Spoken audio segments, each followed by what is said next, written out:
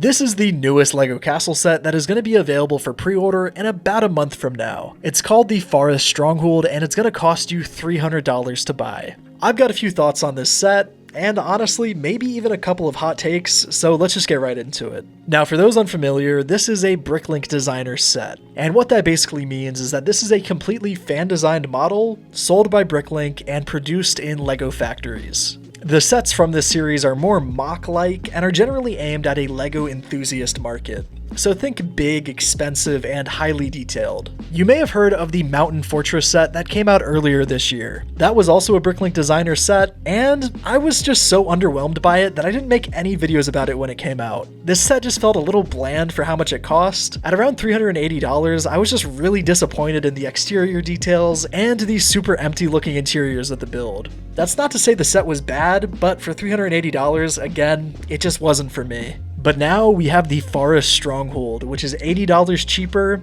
and it looks to be way more my style. The designer has gone for a slightly modified version of the Lion Knight's castle style, which I am a huge fan of. We can see some of the same design cues from that set, but they've also made it their own with more detail and weathering in the walls of the castle. They've also gone for that dollhouse style around the back that I am a huge fan of. I know there's a lot of people out there that don't like the dollhouse castle style, meaning that they want them to be fully enclosed around the back. And while I understand their reasoning for not liking this, I think they have to understand that this just keeps the price of the set down so much. If the builder was to completely enclose this castle around the back, it would add a ton to the piece count and the price of the set. Also, I'm a sucker for interiors, and the dollhouse style just allows for a lot more of the piece count to go into making detailed rooms. We don't really have a ton of images of the set right now, but from what I can see, it looks like the designer has put a lot of care into the interiors. This treasure room in the dungeon over here looks really nice, and I also love that he's put ladders all around the inside so that minifigures can go from floor to floor. It's just that little bit of extra attention to detail that I really like to see in fan models.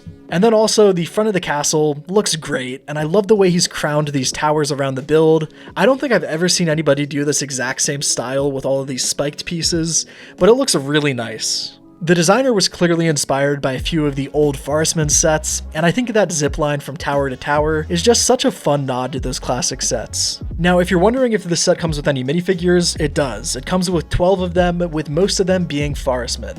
Now, because this is a Bricklink set, it doesn't come with any new prints, but the selection here is really nothing to complain about. I think for what you're getting, this selection of minifigures just makes sense. Getting a nice little army of Forestmen is really nice to see, but again, these aren't anything new. You could order these same parts on Pick-a-Brick if you'd like to. Now, this does remind me, I kind of want to bring this up as like a little side rant about these sets. These sets are not introducing any new pieces, prints, or colors. So what that means is, you could download the instructions for this set and try to make it with your own pieces. Again, there's no new pieces being used in this set, so if you have a pretty deep parts collection, honestly don't buy this set, just download the instructions.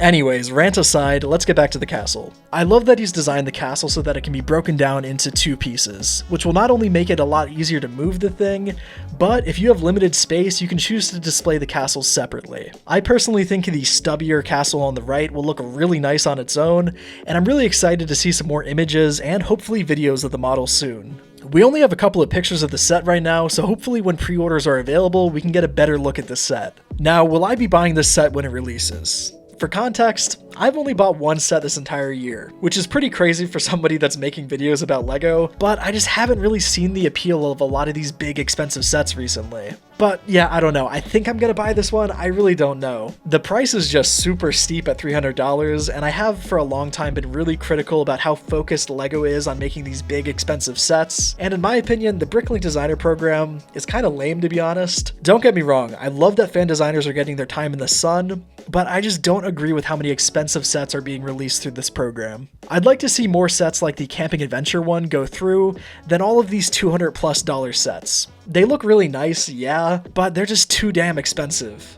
As I've said before, I think LEGO is really missing out on making cheaper, affordable display sets. But yeah, I don't know. I might get this one, I might not. It's one of the first ones from this series that's really caught my eye, and hopefully it'll look as good in person.